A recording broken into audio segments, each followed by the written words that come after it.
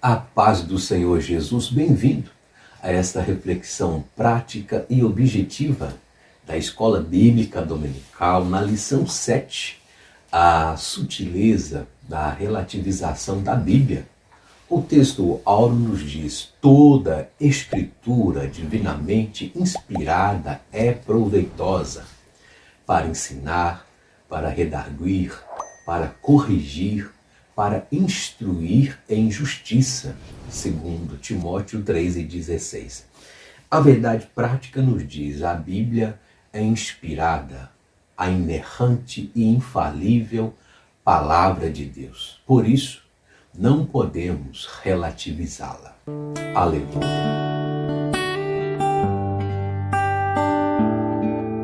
Introduzindo, apesar dos desvaneios que alguns segmentos religiosos de origem cristã têm apresentado ao longo dos anos, a palavra de Deus persiste em se mostrar poderosa, influente, viva e eficaz para transformar vidas cotidianamente. Hebreus 4:12.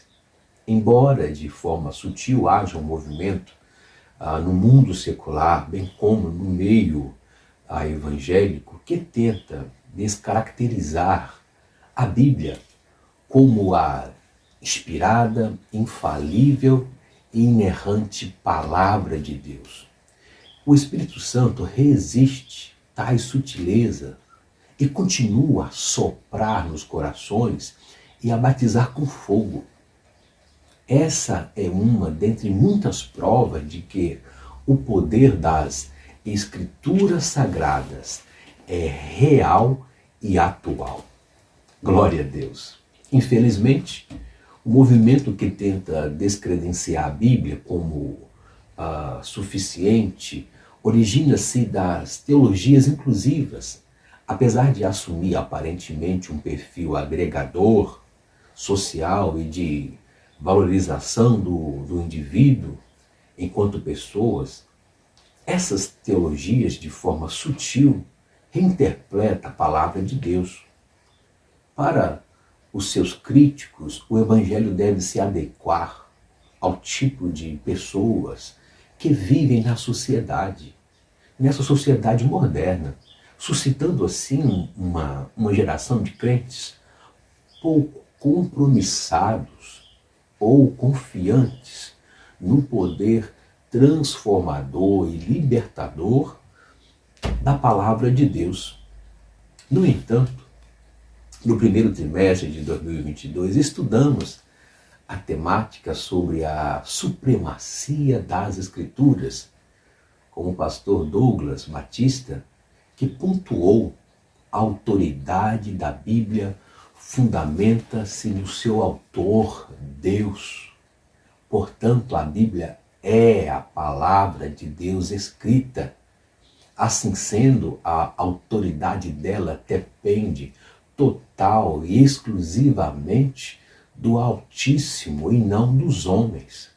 Desse modo, além da Bíblia, a Igreja não possui outra fonte infalível de autoridade, a não ser a Bíblia.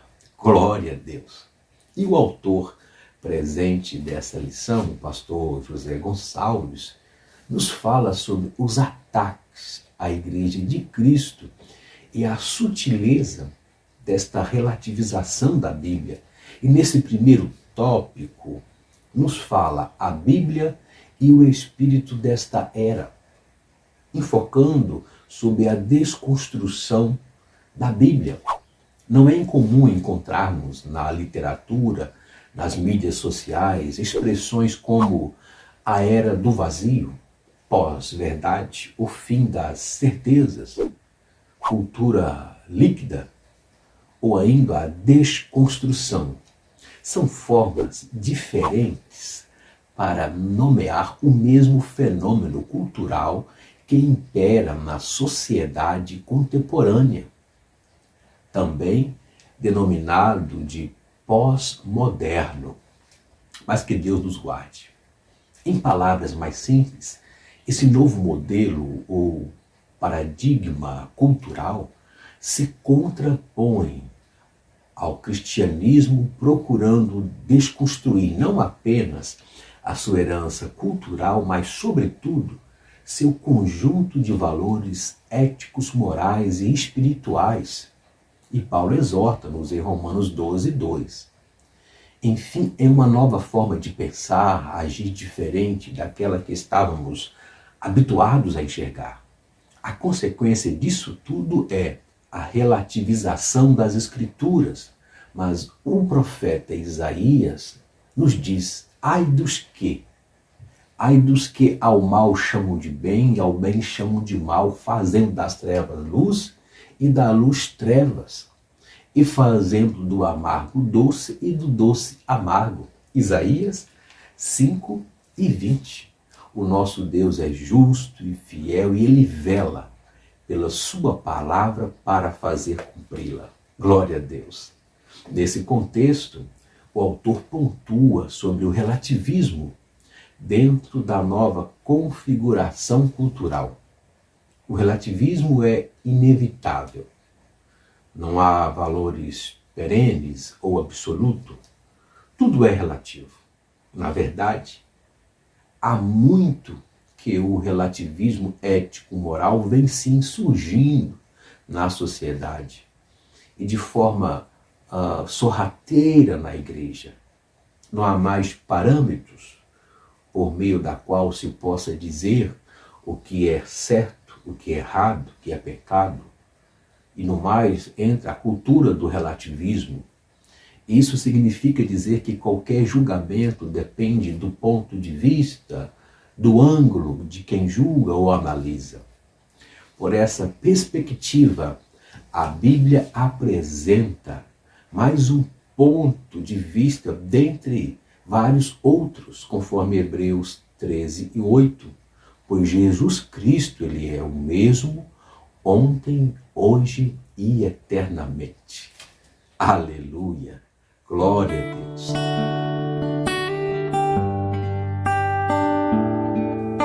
Em continuação, a Bíblia e o politicamente correto.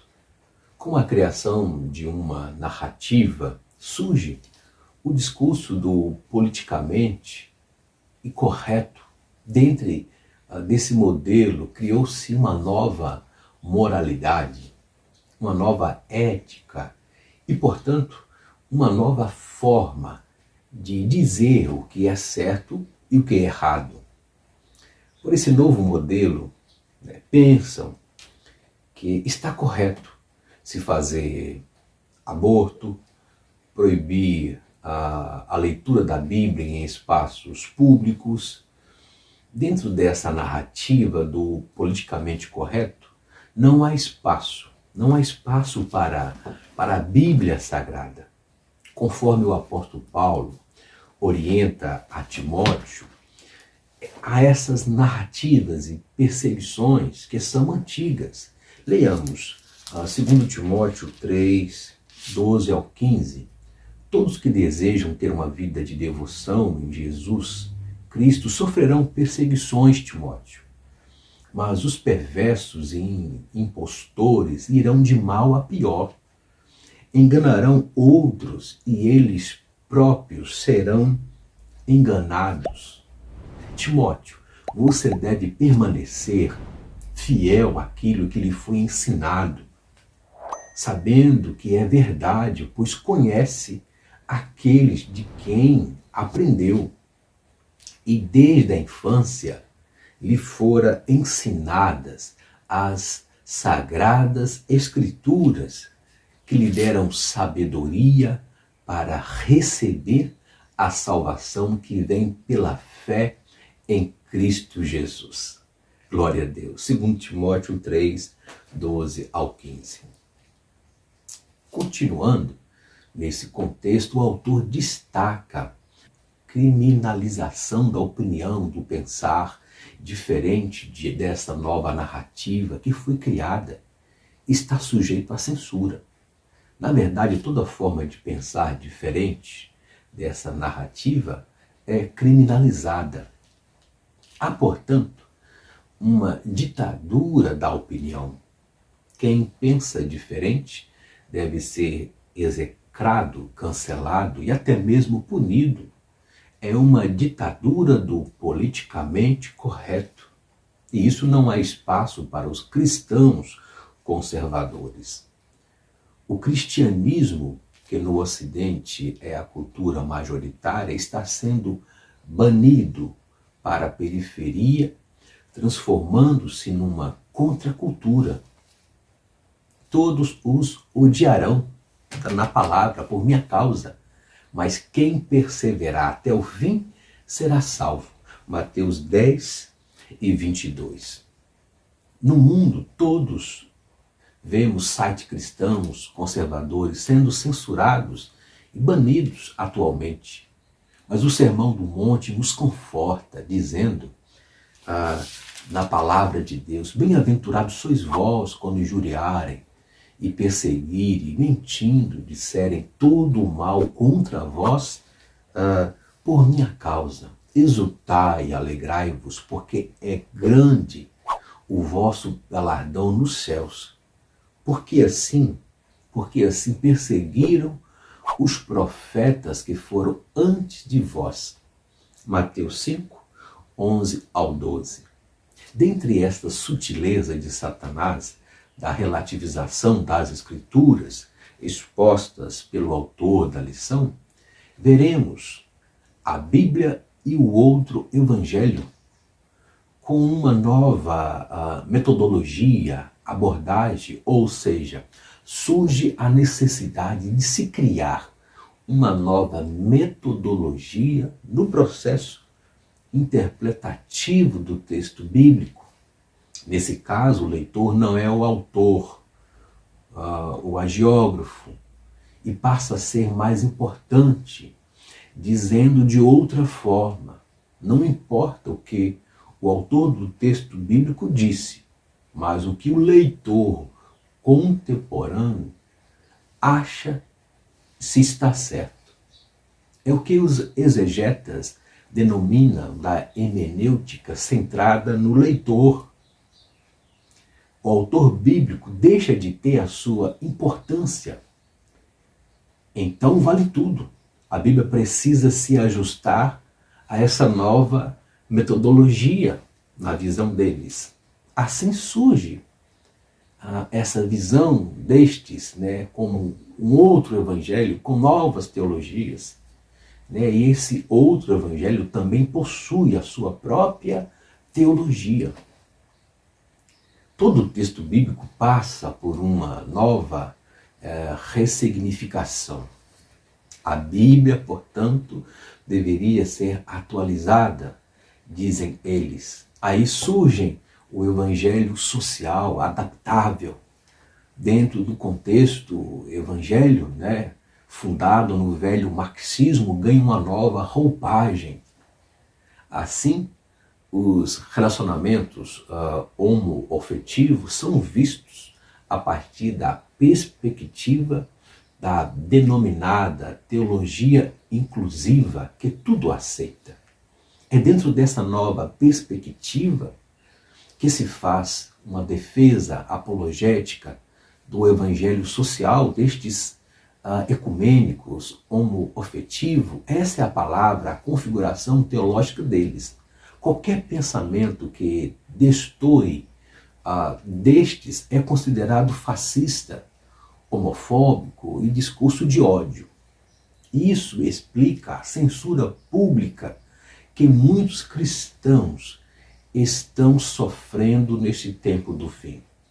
Mas o apóstolo Paulo refuta um outro evangelho, conforme aos Gálatas, dizendo: mas ainda que nós, ou mesmo um anjo vindo do céu, pregue a vocês um outro evangelho diferente daqueles que temos pregado, que esse seja anátema. Como já dissemos, e agora repito, se alguém está pregando a vocês um outro evangelho, um evangelho diferente daqueles que já receberam, que esse seja anátema. Por acaso eu procuro agora o favor das pessoas, ou a favor de Deus, ou procuro agradar pessoas? Se ainda estivesse procurando agradar pessoa, eu não seria servo de Cristo. Mas informo a vocês, irmãos, que o evangelho por mim anunciado não é mensagem humana, porque eu não recebi de ser humano algum, nem me foi ensinado, mas recebi mediante a revelação de Jesus Cristo. Glória a Deus. Gálatas 1, 8 ao 18. Aleluia. A Bíblia sempre atual, a palavra de Deus revelada por Deus. Aleluia. Qualquer tentativa de ressignificar ou atualizar a Bíblia, fazendo com que ela se ajuste à cultura contemporânea, deve ser rejeitada e vista como heresia.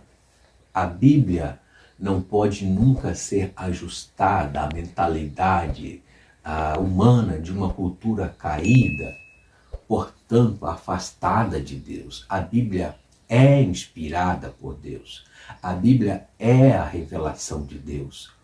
Isso significa que ela tem origem em Deus e por Ele foi inspirada.